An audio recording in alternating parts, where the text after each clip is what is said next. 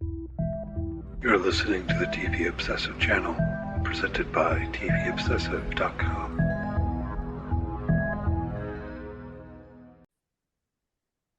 Okay, welcome back to the TV Obsessive podcast. We're here today for episode 82. As always, my name is Cameron Crane, executive editor for TVObsessive.com. I'm joined by Ryan Kirksey, writer and contributor for the site. How you doing today, Ryan? I'm doing great. We're finally in 2025, and you and I have discussed before. I think this is going to be a very, very good year to love television. I think we're Yeah. on the doorstep of something that's going to be a lot of fun over the next 12 months. Yeah, there's a lot of good stuff coming in 2025. Unfortunately, some of it's going to overlap. We're going to feel Yeah, overwhelmed at times. But that's good. I was looking back at what aired in 2024, and there was some stuff that was pretty good. But thinking about it, I watched all of Squid Game season 2 this past Mm, week. So it's January 3rd today, right? That came out a little bit over a week ago. And I wrote something up on it, but I just enjoyed it immensely to where I found myself wondering, like, when was there a time that I was enjoying watching something this much? It's like, not to say there hasn't been anything good, but I was like, I'm yeah, really into this. What about you? Have you made it through the season as of yet? yeah. So interestingly, I have finished it. Then my son asked for permission to watch it. So Hmm. with some guidance in certain episodes, I watched most of it all again with him. And How old is your then son again? he is 13. Yeah, you can handle it. Come on. Yeah. There were a That's couple okay. things in season one we had to just fast forward through. Not Yeah. much, but a little I bit. was watching Natural Born Killers when I was 13. Come on. Yeah. He's seen enough violence in TV and movies and video games, whatever. So we did that with him. And then my wife feeling like, man, everybody's talking about this show and I haven't seen it, just started it. So I'm now in season one with her. So yeah, I've been kind of immersed from last week with Squid Game, but did finish the season. Um, we've heard all these things about when season three might be coming out, but very, very clearly a one long story over seasons two and three, and we'll see when the next one actually is officially ready to go. Yeah, and I've seen some things about that, and maybe it was originally conceived as one season. It's really interesting to me that Netflix didn't label it as season two, part one, season two, part two. Mhm. Um, I can only hope that that speaks in favor of the show creator getting more money. Yeah, yeah, Um, I hope so. because otherwise, I don't. And I'm sorry, I didn't make a note of his name here, and I don't want to try to pull that from memory. Um, but yeah, I enjoyed season two a lot. I did write something up on it. It's interesting. I also found a little bit difficult to figure out what to say, because in part I Yeah, want to tell people, like, just go read what I wrote on season one, because all of that's still relevant, right? exactly. Exactly. So I more tried to focus on what's going on in season two with the front man, that character, and everything. I thought that was the most interesting thing. So anyway, if people are interested, you can find that on TVObsessive.com. Um, and you also had a note here that the ratings are really high, apparently. Yeah, For Netflix, I mean, as the streamers tend to do when something is a massive, massive hit, they immediately put out some numbers. So, and they said worldwide, more than 68 million people viewed it in viewed the second season over the first 4 days. I think it was like over the course of the months, it was 235 million people watched season one. I mean, we're well on track to getting there, but as we likely expected, especially when you put this out around a holiday season when people got time off. This is just doing massive, massive numbers, as I'm sure season three will whenever we do get that. I'd like a breakdown of the numbers of how many people watch it. Oh, I could ask you. You're talking about watching it with your family. I'm very adamant about watching it with subtitles as opposed to dubbed. Mhm. Yep. But Netflix will like default to dubbed. Have you been watching it with subtitles with your son and so on, or have you been watching the Yes, dubbed version? my solo watching and with my son, we've been doing subtitles. Yes. Good job. It's Yes. just, I mean, it's just, I don't know. I don't know I don't know if I have anything against the overdubbing in principle. I kind of do. Yeah. Um, but I don't want to demean the effort of those voice actors who are doing that work. Yeah. But my worry always is just I feel like you're erasing at least part of the performance of the original actors in the series if you have someone else's voice overdubbing it in English. So I don't know. It's funny you asked that question. I guess it was this time a year ago.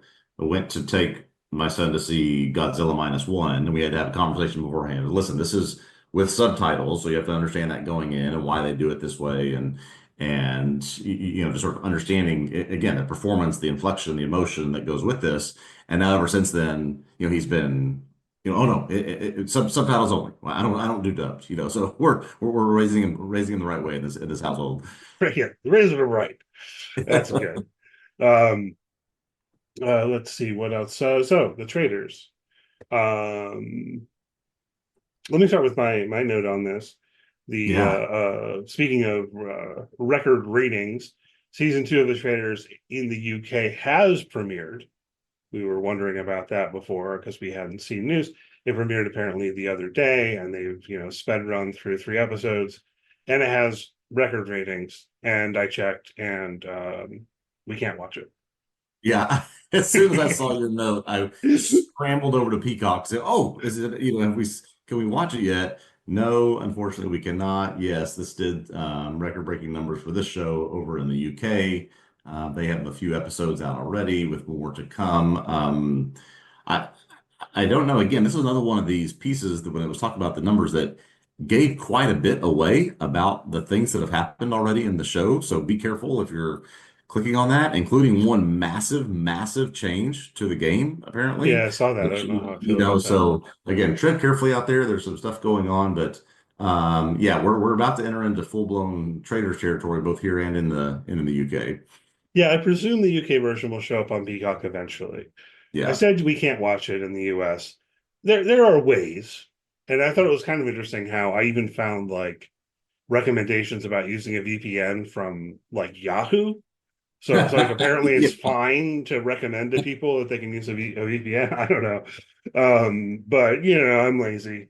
It'll show up on Peacock eventually. In the meantime, the third season of the US version premieres in about a week. I want to say on the 9th. Um, and they've released a little teaser for it.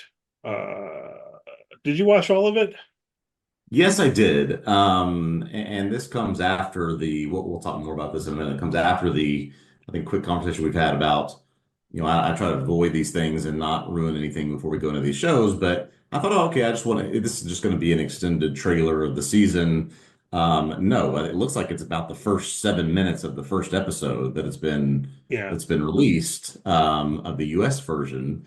I did make my way through it. It has one big reveal at the end of this 7 minutes. But also found myself, I think, cemented in the opinion that besides the Alan Cummings piece of this series here in the US, I think I prefer the UK version because it looks like going into season three, they are just all in on the reality show character past these relationships they have outside this show. Like they Mm. are going all in on that to where the teaser was basically let's catch you up to speed with who all these people are and how much they all hate each other from other shows they've been on together.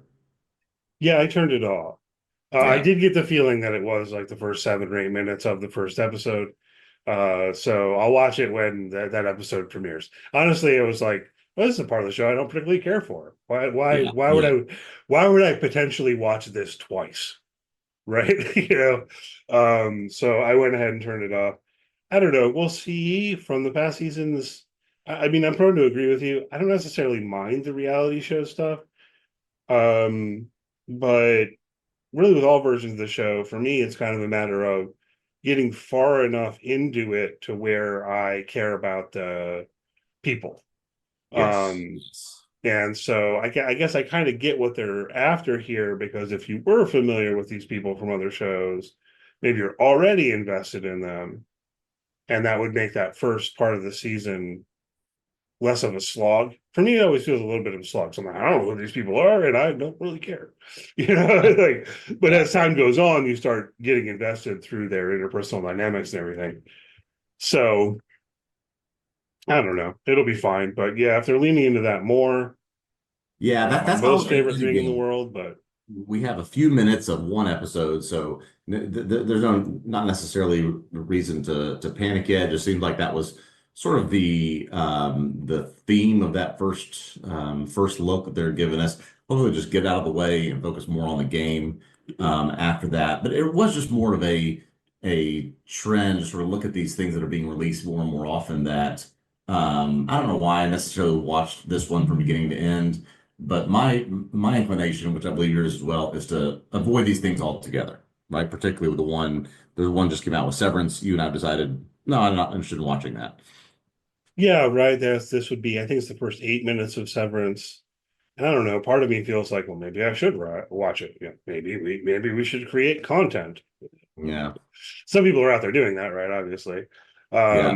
But I know I've avoided it. Season two comes out soon enough here in a couple of weeks. And also I've had the intention of rewatching season one, and I've engaged on that. So I'm about halfway through season one. I think I'm 5 episodes through out of 9, so a little more than halfway through. Um, and just enjoying it immensely, just reminding myself how great this show is. My biggest thought was, well, a couple of things. One, like, all the performances are great, all the characters are great. But two, I found myself thinking about, they could have just taken the basic premise of the idea of Severance, and that would be pretty compelling.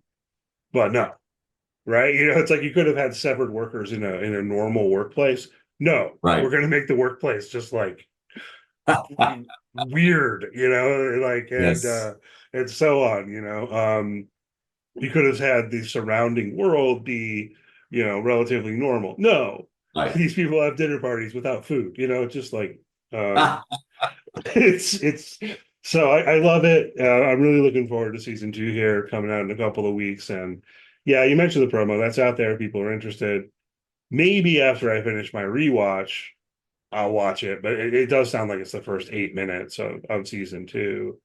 Um, and then yeah, I mean, in principle, I would largely just kind of like to wait for the full episode. I kind of believe in the integrity Yeah. of the episode. I guess is part of As what's you and I going have on. talked about how even trailers these days seem to be giving away a lot of information, maybe even more so than we'd be interested to know going into something and wanting to have stories and mysteries and characters, unveiled to us. They seem to be giving away a lot of this. Some teasers that we've seen, like for example, I think of the Yellow Jackets one that you see a glimpse of Hilary Swank. We don't see much about plot. We don't see much about what characters are doing. That's some done well. More just a way to tease you, get you excited about it. I'm sure a full Yellow Jackets trailer will come out before the season, but I much prefer that than these. We're going to give you a lot of information ahead of the season. Yeah, I'm with you on that. I still think the ideal is. Do you remember 25 years ago before The Matrix came out? I don't know. Did you remember the trailers for The Matrix? Oh yeah, Like, yes I they all do. provide like no information whatsoever. They're all just like, Right. "What is The Matrix? Cool visuals," like, well, Yep. I'm gonna go see that. Um, anyhow, um, Severance season two again comes out in a couple of weeks, and I think this is a tie-in to that. It needs to Honestly, I be. mean, Has to uh, be. they're making Apple TV Plus free this weekend. I think starting today, which is the Mhm. third Friday, through the fifth. Um, then that would be my primary recommendation. If you don't have Apple TV Plus, get on there. If you haven't seen Severance, watch Severance. I think that's probably the biggest reason that they're doing this, honestly. Like, they know that Severance is their big, popular, acclaimed show. It's finally coming back after 3 years, all of that. Um, but of course, there's all kinds of other stuff you can watch on Apple TV Plus as well. Um, We've covered a lot of we've got Silo. We're going to talk about Silo here more today. it. Of course, you catch up with Silo, right? I don't know. I don't know, but presume some people listening have Apple TV Plus, others don't. Clearly, they think, hey, it's worth giving people the opportunity to check out some of these shows for free. They've built a Yeah. bit of a library at this point. I've seen some people on Blue Sky talking about this and making recommendations to one another, and it becomes like this really long list of things that you obviously could not get through in a weekend. Yeah. Um, but you could get through season one of Severance, but then again, what they want you to do, what I almost sort of want you to do, if you haven't seen it, you go check it out for free. You love the show, and then you actually do subscribe and watch the new season week to week. And our Yeah. plan it will be to cover that on the podcast here as well when it comes out. I do wonder, considering I think how all in they're trying to be on this show. How far will they push that? Like, you think we'll see trailers during NFL playoffs next weekend? And, are they going to go that far of this? If they want to expand the audience, obviously this is a good way to do it, open it up the catalog for free. But, how far do they want to take this? Obviously I think I want as many eyeballs watching this show as possible. It's fantastic. I just wonder for what their strategy is there. Yeah, it's interesting. I don't know if we'll see any ads like that. I mean, it's a little bit weird when it's for season two of the show, Yeah, maybe. yeah. I know Ben Stiller and Adam Scott are starting a podcast here in a few Mhm. days. So that might be interesting to check out. I think it's coming out on the 6th. Um, I don't know. I don't know what that'll be like, but Yeah. presumably they'll give some kind of insights into behind the scenes type stuff and things like that. Certainly, I would think you should have seen season one before you tune into that. Oh yeah. Probably. Although, with some of these things when it's actually the big names, um, they're so used to doing press tours and stuff on like Jimmy Fallon, they don't tend to really get spoilery, but there'll Yeah. probably be a little bit of spoiler stuff in there. Yeah. Yeah. Check that out. So yeah, definitely looking forward to Severance. A couple of other things on the horizon here. We mentioned on the podcast before that there's going to be a crossover episode of It's Always Sunny in Philadelphia and Abbott Elementary. It's now Hmm. fully confirmed that that will be an episode of Abbott Elementary, which probably makes more sense. I mean, Yeah. like, Much larger audience. Yeah.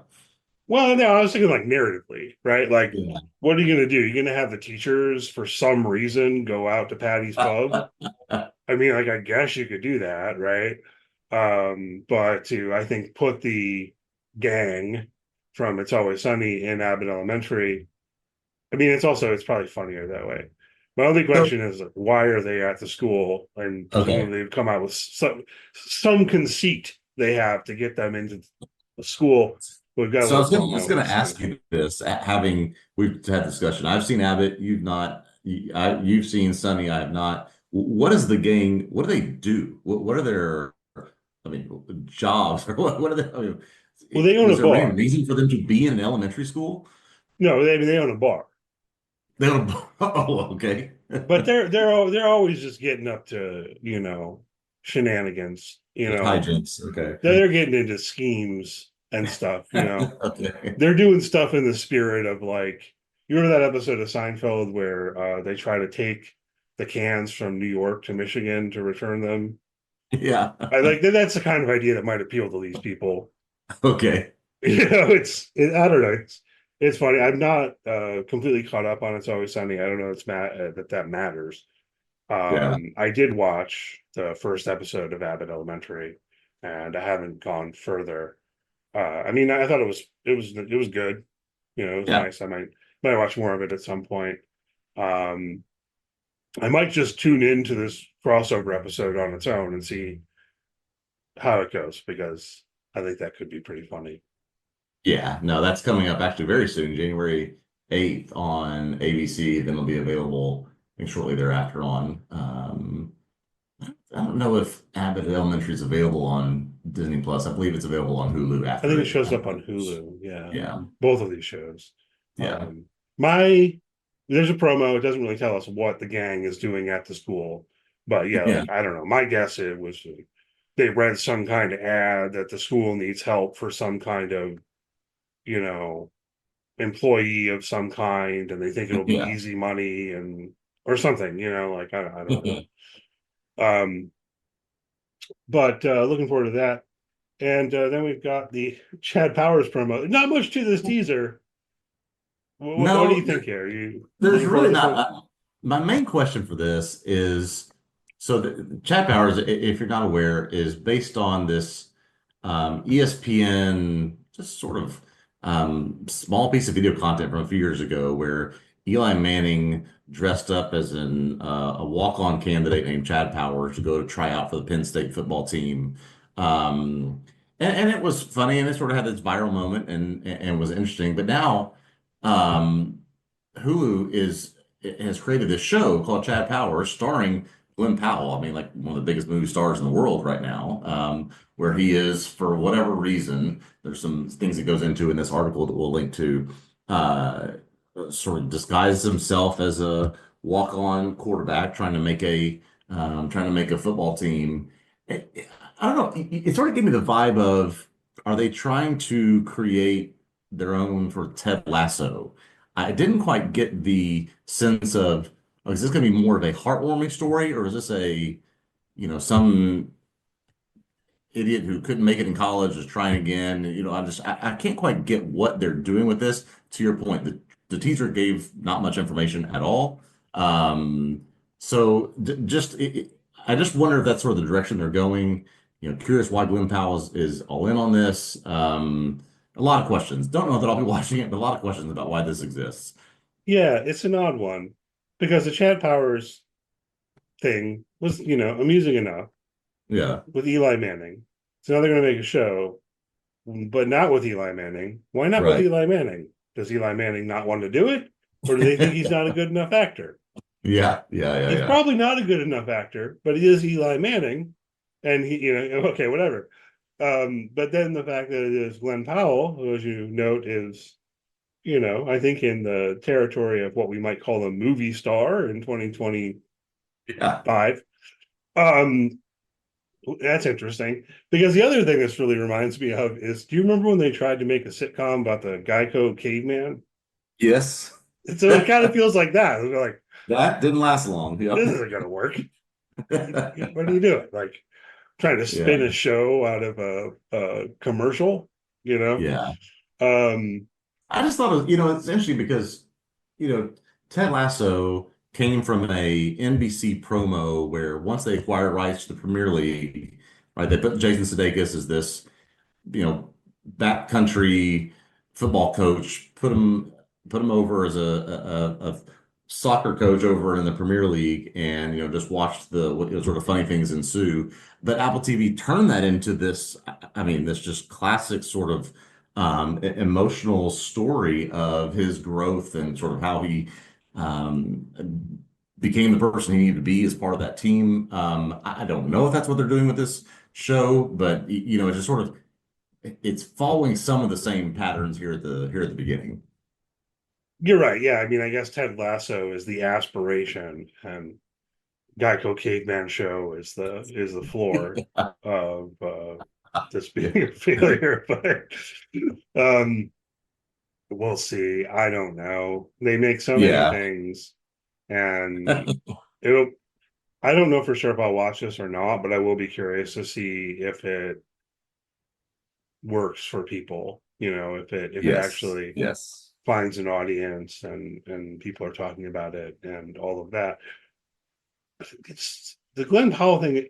What I was saying about Eli Manning, it's weird because yeah, like okay, it's Glenn Powell, but then at the same time, part of me thinks like more people might watch this if it were Eli Manning. I just Yeah. I don't know, man. I just don't know. Um, Let me just tell you one thing though. My wife will watch this because it's Glenn Powell, and she would not watch it if it was Eli Manning. So it does have that going for it. but isn't he like wearing a prosthetic nose and stuff? I mean, it's Yeah. I don't know what's going on with this show, but Yeah, we'll see. We'll see. I'm just saying, I watch the Manning cast, for the Monday Night Football, Yeah. uh, often, and it's actually not particularly because I have any particular like kind of affection for the Manning brothers. It's more just because I really am not a fan. They usually have Troy Aikman and Joe Buck, I think, Mhm. and I don't really like those guys as announcers, so I prefer to watch the Manning They are a nice cast. alternative. Yeah. What's that? Is that they're a nice alternative to the Yeah, standard broadcast? yeah, Yes. nice alternative. But anyway, watching it, I do feel like Eli has some charisma. I don't know if I don't know if he has acting chops per se. Anyway, Yeah. we can move on. We'll leave it at Let's, but that. yeah, sorry, I switched it a lot longer on that than I intended to, but yeah, there is a Yeah, show coming sorry. out. I rambled around a little bit more on that one than I intended to also. So um I think that does it for our news items this week. It remains a little bit light, of course, here in the kind of holiday Yeah. period. I'm sure it'll pick up. But we're gonna continue talking about Silo. So hopefully everyone is on board with that. We're up to season 2, episode 8 this week, which came out today. It's called the Book of Quinn. Spoilers are on the table for everything through season 2, episode 8. Not from the books. We haven't read the books, so no book spoilers here. We'll put in a little bit of music and be back in about 10 seconds.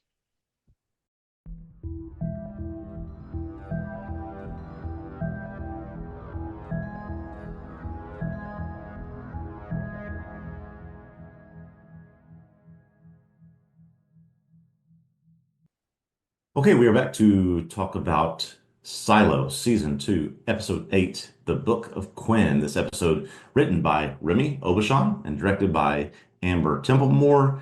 And this show taken from a series of short stories by Hugh Howey. In Episode 8, looking at Silo 17 first, Juliet is actually stricken with the bends after coming up in the water so quickly in the last episode. She must go back in the water to heal herself instead of hunting for Solo and those who have attacked him. But when she does surface again, she's shot with an arrow, manages to escape. Eventually, though, she does run into 3 people who threaten to kill her, just like they did to Solo.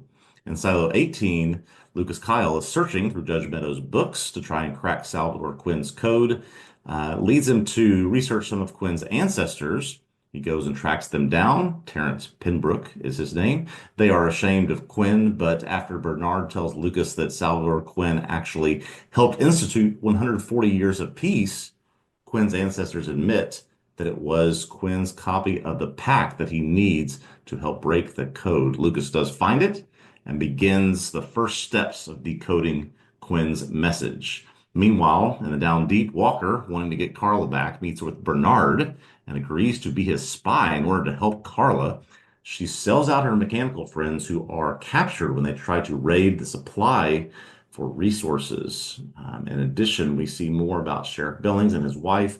She learns that the sheriff saved a picture of the before times from a book, demands to see it.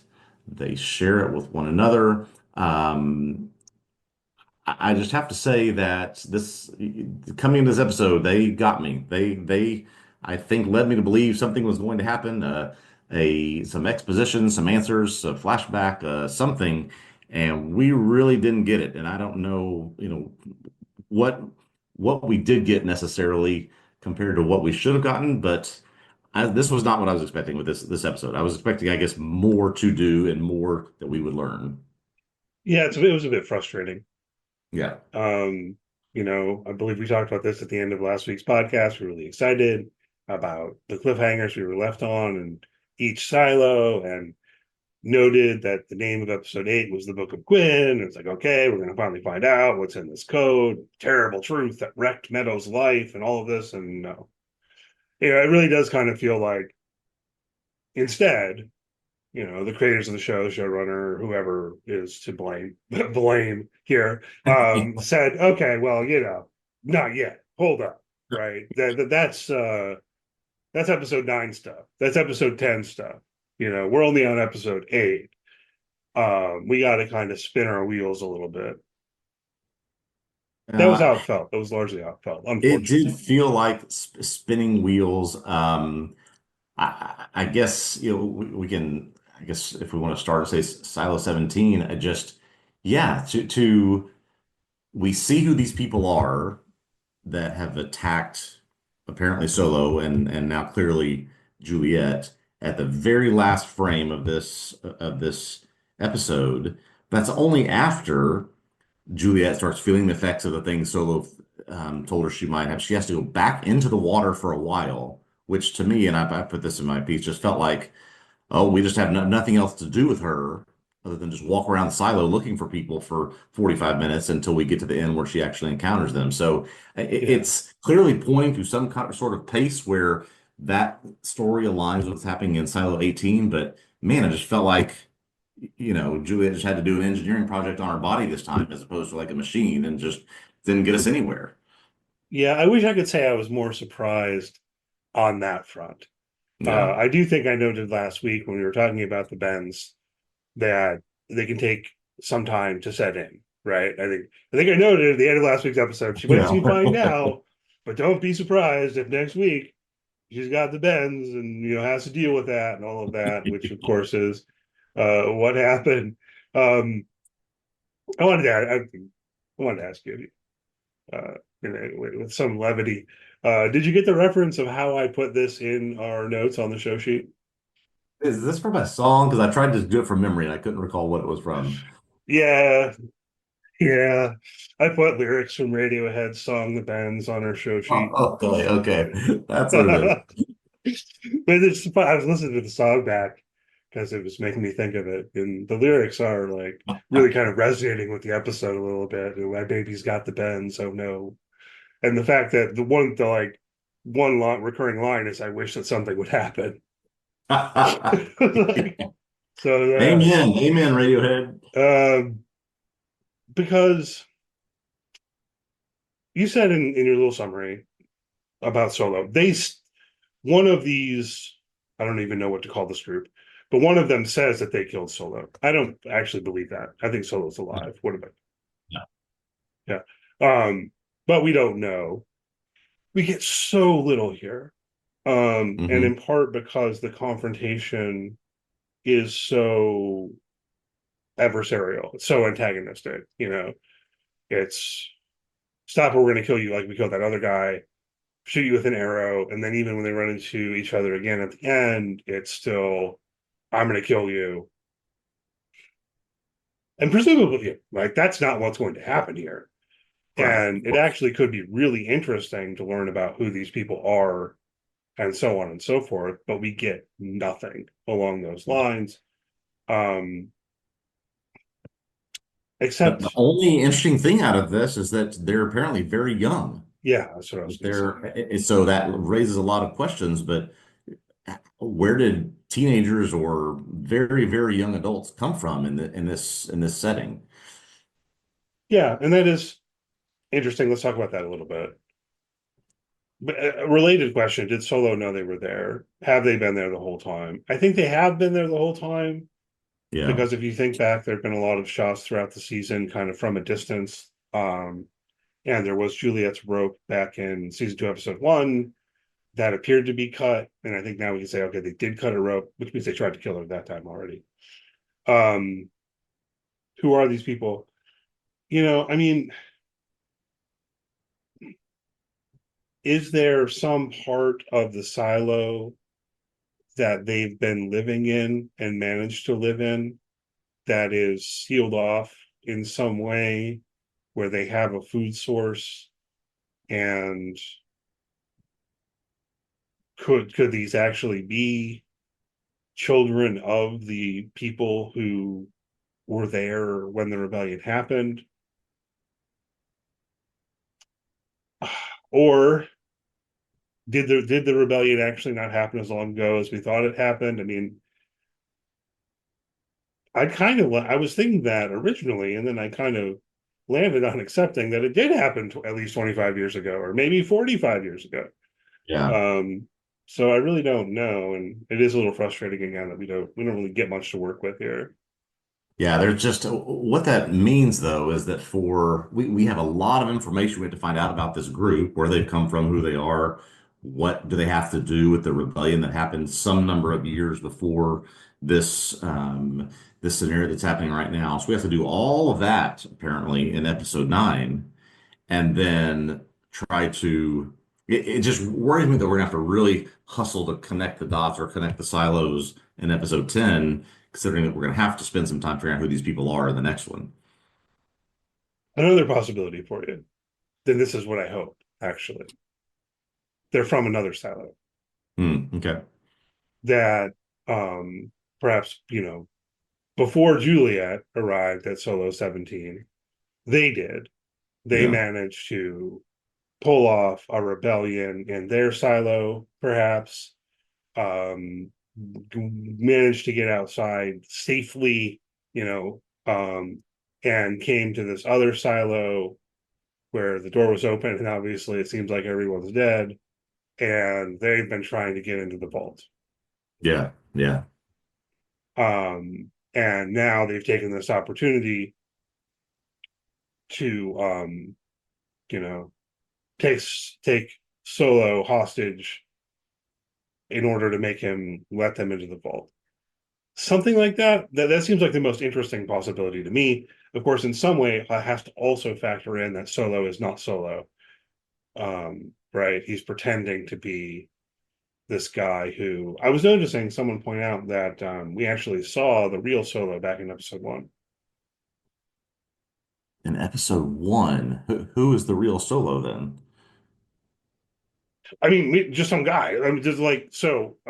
Just Oh, that oh, from that flashback from the rebellion. in the I flashback, see. right? Okay. That then later Juliet finds a photograph of him that the actor who's in the photograph was in the scenes in the flashback in I see. Okay. episode one, for whatever that's worth. And of course, Yeah. Steve Zahn is not in those scenes. Right. So all that's got to hang together in some way. This is my hope, Brian, because I feel like what I'm really hoping is that somehow in these last two episodes, it opens up. The story Yeah. opens up more. The world opens up more. We know that we've been told there are 48 other silos. Mhm. At the end of season one, we saw that city on the horizon or what Yeah. have you. So that's my real hope is that things crack open. Yeah. As we learn more about this group, I think now that you explain it, that's probably a real possibility that they have come from somewhere else. They've explored and found this is the only place they can get into that might be habitable for them. They discovered that someone is in there. That explains some of Solo's paranoia and also his reluctance to stray too far away from the vault. Um, why he initially trusted Juliet when he felt like there are other people there who might be trying to do something to him. I don't know, but we'll just have to see how much they give us there. No, that's good because that's a weird one. Does Yeah. Solo know these people are there? Yeah, yeah. Mm, no, maybe no. Yeah, maybe yeah. um, we have to think back to his initial interactions with Juliet, and in part, he seemed to be unsure as to whether she was real. Hmm. If he knew that these other people were out there for sure, I don't know why he would doubt Juliet's reality. It seems like he would just think she was one of them. Yeah, one of them. So Yeah. that points in the direction of him not knowing. As does the fact that he never tells Juliet, like, hey, there's some Exactly. marauders with arrows. We got to be careful, right? Yeah. And you might think he would do that. Um, on the other hand, him not knowing entirely also seems a little bit weird. And Yeah. his paranoia about leaving the vault and leaving the vault unattended does seem to be in the direction of him being worried about this, like that points more in the direction like he knows that these people are out there. Yeah. I think Yeah. more points in the direction of him not knowing than in the direction of him knowing. Is there some middle ground somehow? I don't know. Yeah. I have no doubt that we will explore this fully. I mean, that's not a let's wait till the finale to investigate this. We've got stuff to do there. So I fully expect that we will learn all about this in nine. I certainly hope so. I don't know. They might drag it out to where it's the season finale stuff. I mean, shifting over to Silo 18, I was actually more frustrated here. Yeah, yeah. Um, because apparently the Wizard of Oz was a red herring in terms of the idea of that being the book cipher. We did talk about that possibility already last week. Maybe it's not the Wizard of Oz, maybe it's some other book. And I recall even suggesting that why not use the Pact if you want it to be a book that's widely available in the silo. Right. But it would seem that he did use the Pact But then there also seem to be indications that it has to be his personal copy of the pact. I don't know. How do you read all of that? Yeah, I had that exact same question and wondering, are there different printings, different, publications of this book as opposed to just we mass produced, I don't know, 10,000 copies of the packs. We can hand one out to everybody, and those are the copies that exist. Yeah, why does it have to be his specifically? Well, he's Why got would it letters. matter if he's written his name on it, right? He wants to know that that specific one is the one that he should use. So yeah, so what is special about that one? There must be something if that's the one he's using. That's sort of where I've landed. Well, he's there are letters that are underlined, Hmm. so that I mean it could just be that, right? And Um, he's marked his up so he knows how to use that one as opposed to not the other copies. Yeah. I don't know, but then that means because even from what we see, it seems like Lucas is more working with those underlying letters than anything. He doesn't get very far. No. Um, does he have the cipher to crack the code in the letter? Maybe, I suppose it would be plausible that the deal with Bernard is once you figured out how to do it, don't do it. Yeah. But we're gonna come and we're gonna do it together. That would make some sense. Bernard doesn't want Lucas to have the information first or whatever. But Yeah. why would Quinn make it only his pack that was useful? Um, because then he's really limiting who can crack the code severely.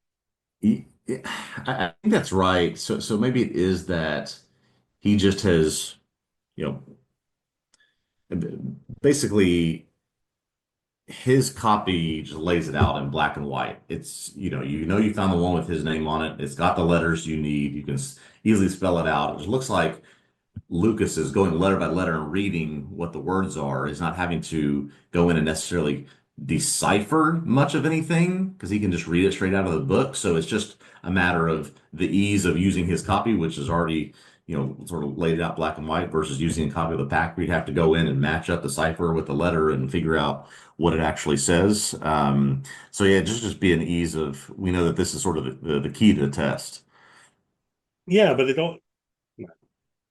Is he? I mean, it almost felt to me like we didn't even quite get to what the book cipher is Right, because yeah, it did yeah, feel like he was just taking the letters from the book and yeah. that was giving him the message that, like, obvious, this cannot be the secret horrible truth, in its entirety because all that he's gotten so far is like, if you made it this far, the game's rigged.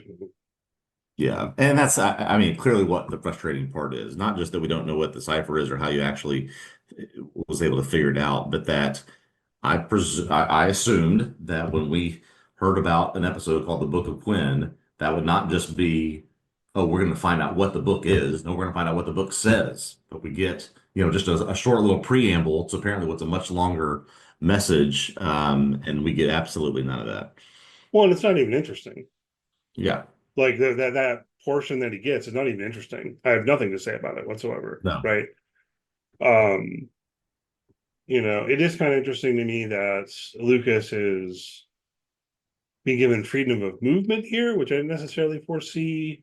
Hmm. I kind of thought that maybe Bernard would keep him locked up in the vault, Yeah. but maybe Bernard does trust him more already than I thought Bernard would. Um, he's taking advantage of his power, but he doesn't really know how to use it in certain ways. Coming to some kind of loggerheads with Sims to some degree. I don't know what else do we need to talk about here. I mean, presumably people have seen the episode if they're listening to this. Yeah, I just I don't want to say I feel let down by how they pursued this Lucas part of the story, but I mean he's had this goal, he's had this, some sense of momentum, and it just completely stalled out in this episode. Yes, we determined what the book is. Presumably, we'll learn more about the message, or maybe we won't. Maybe that becomes sort of the essential mystery of there's something so bad that it forced Meadows to resign, forced her into 25 years of drunkenness, and eventually forced her to say, I've got to get out of here no matter what. maybe that becomes a mystery of Bernard's going to do that himself, and we don't ever, it's a long time before we figure that out. Yeah. I wonder if it's just that there are other silos. Yeah, Maybe that would function, you know. It's probably worth hitting on the fact that Bernard does tell Lucas here that, oh no, it wasn't the rebels who destroyed history, it was actually Salvador Quinn. Um, that didn't do a lot for me because I always already presumed that was the case. What about you? exactly. That was not the reveal that they were hoping it would be, I think. It's like Maybe for Terrence, obviously yeah, it's for the Terrence people in Pembroke power. it was, but for all of us, no, we already knew that. Yeah, obviously it's the people in power who destroyed history and so on. Um, that there were recurring rebellions every 20 years or so prior to this. That feels relatively confirmed by the names on the wall down to mechanical and so on, I guess. Why would there be, maybe this is an interesting question. Why would there be recurring rebellions every 20 years? Yeah, it seemed like Bernard made it seem like, oh, because there was, I don't know if it was just word of mouth, if it was just powerful storytelling, but back when my father led a rebellion that we they were able to accomplish this and crush this person, whatever the stories were. But when there are no stories or no people alive to tell the stories of what happened, then there's no sense of, oh, we could do that too. We could do it even better. It just doesn't Yeah, exist anymore. I mean, that does make sense. Maybe that's all there is to it. Yeah. Then the question in my mind is sort of, well, why was the first rebellion happening? I mean, in part because, well, I guess we don't know. There's so much we know.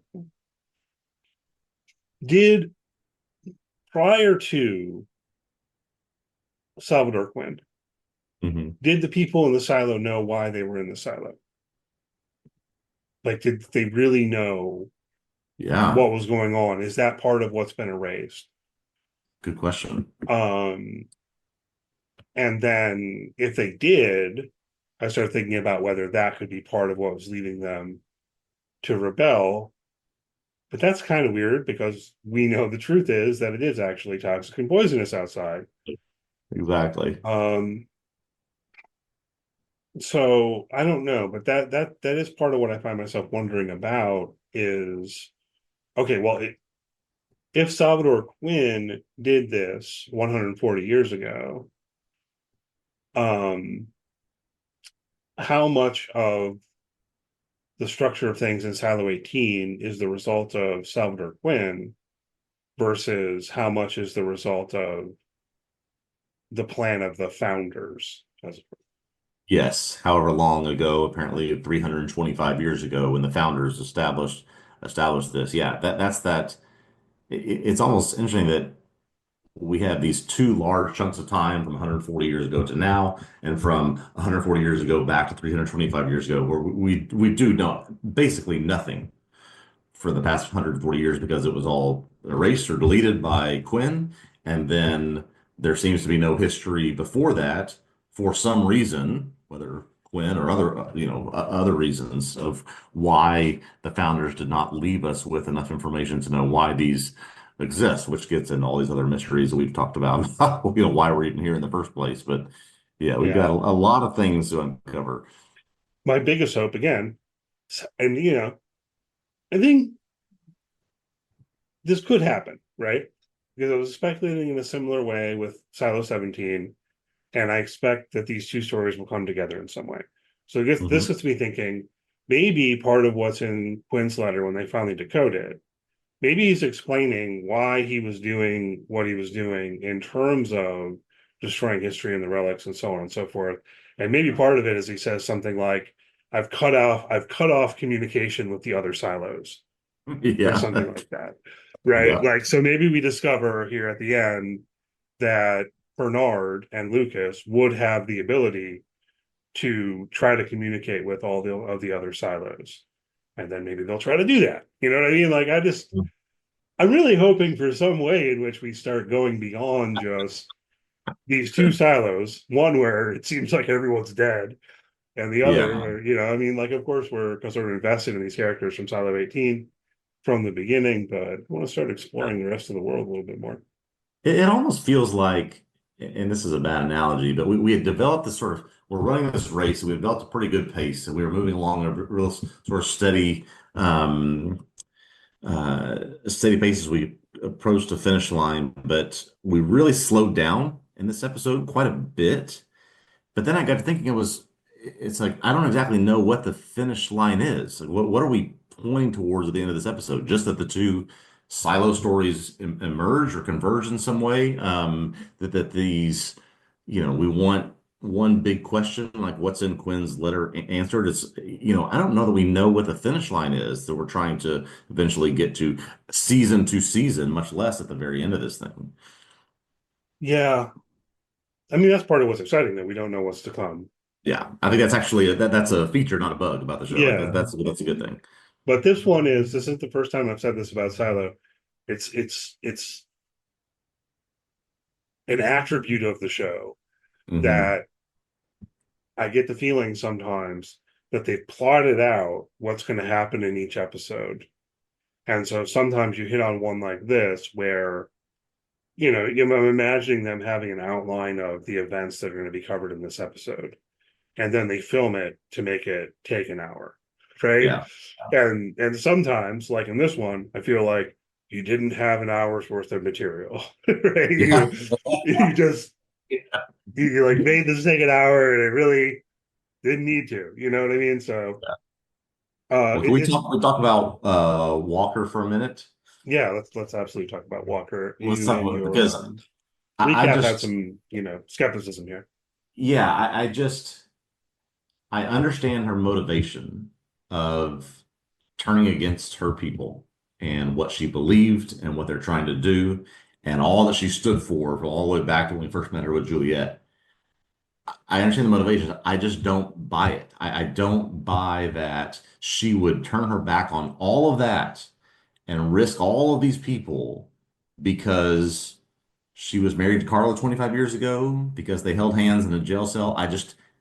And again, maybe just me, I just did not buy it. That's enough of why she would turn so quickly and start giving Bernard everything that he wants. Yeah, I mean, I did not have that particular problem.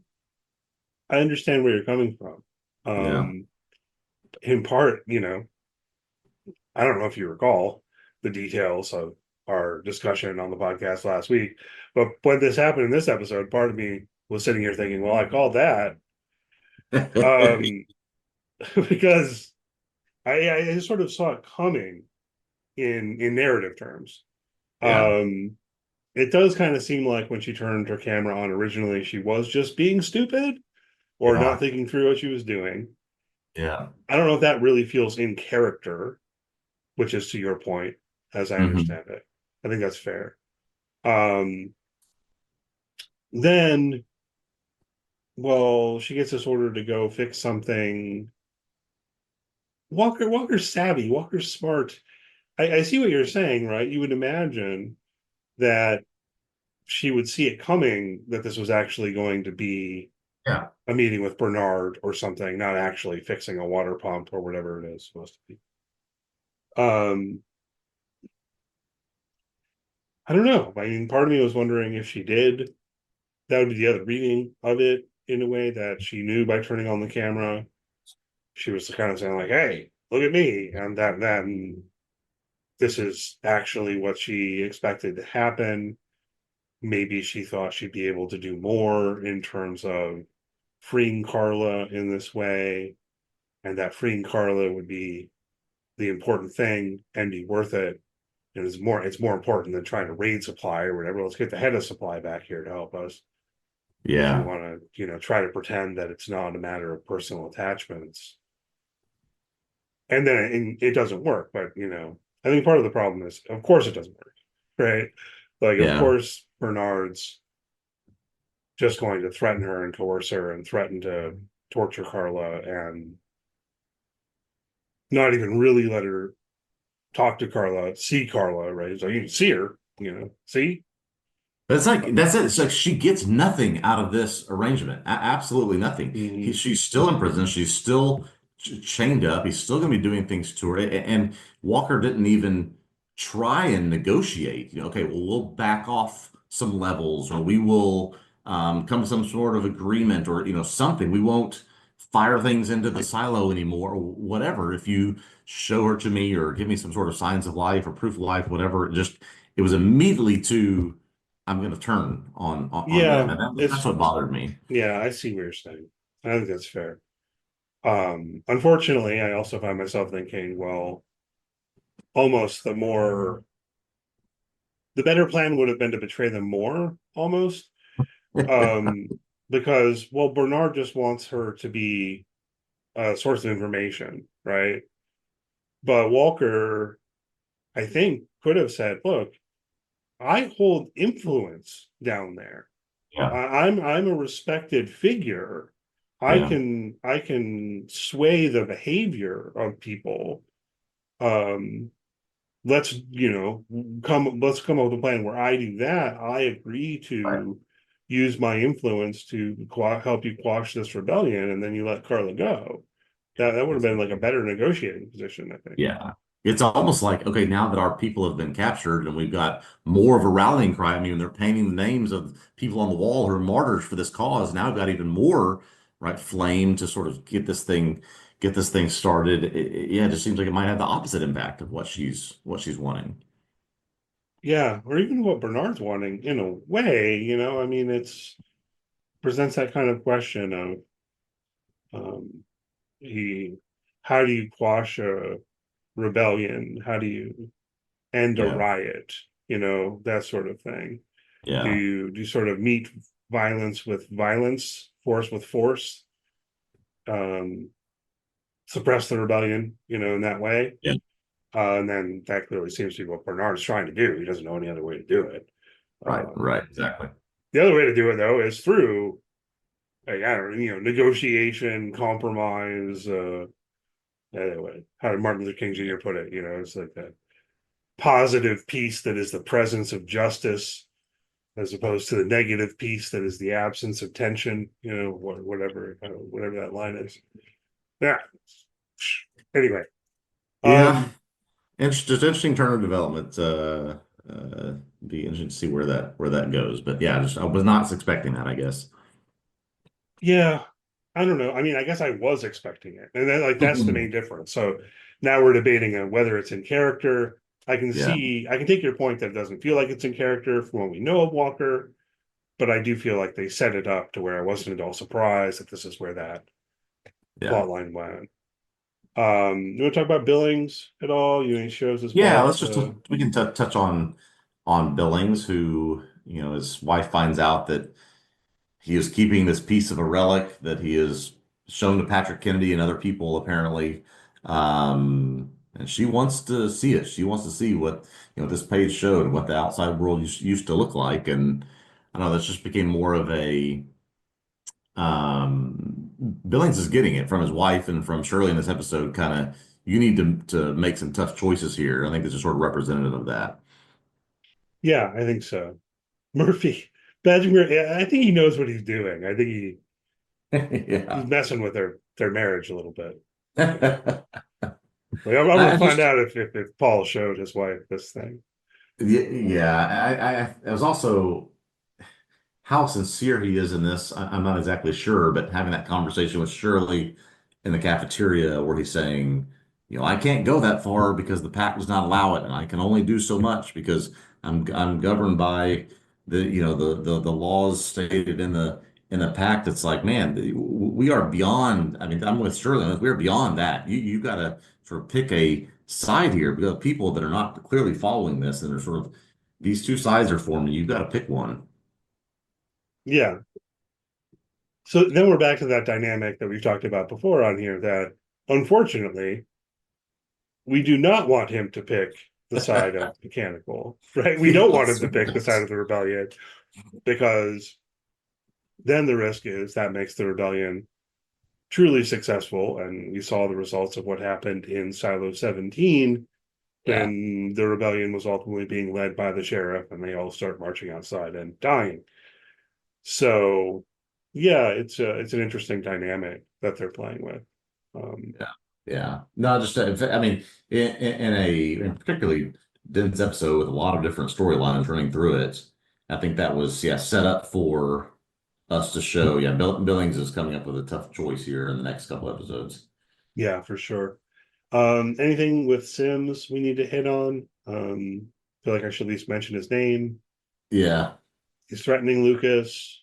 We have that continuing Threatening thread Lucas of and tension. coming to a temporary peace with Amundsen and working together, kind of against Bernard for a few, at least for a short period of time, where they both kind of start to see what the danger, or at least they perceive will be the danger that Bernard could introduce here. That, yeah, them working together was a little bit of a surprise. Yeah, but then Amundsen says, "Hey, I gave you a little bit of information. We're done now. This is all I was going to Yeah, do." that's But he does help Sims find Lucas. Yeah, I don't feel like I have a ton more to say about that, but it definitely is there as we've